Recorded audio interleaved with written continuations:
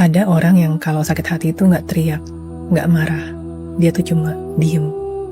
Bukan karena nggak ada yang mau diomongin ya. Justru di kepalanya itu ribuan kalimat tuh udah muter-muter terus. Semuanya jelas, semuanya rapi.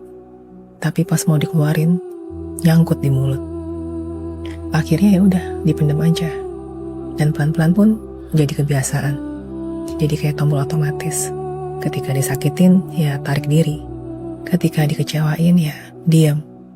Sampai lama-lama orang lain pun salah paham. Dikiranya dia dingin, dikiranya dia gak peduli. Padahal sebenarnya hati dia itu penuh dengan badai. Tapi badai itu gak pernah dikasih izin untuk keluar. Dalam psikologi ini namanya emotional withdrawal. Cara tubuh buat bertahan dan cara jiwa buat bilang, diam itu lebih aman loh daripada disalahpahami.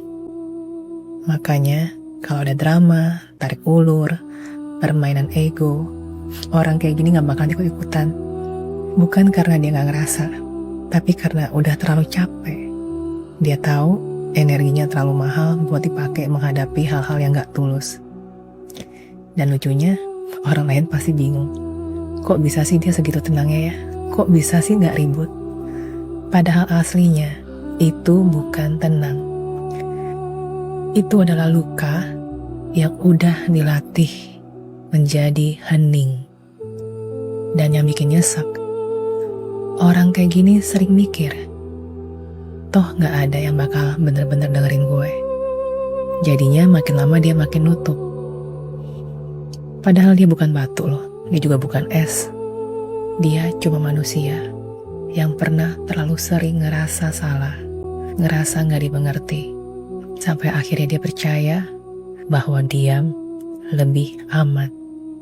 Dan yang dia butuhin bukan dipaksa ngomong, bukan juga dicecar biar jujur.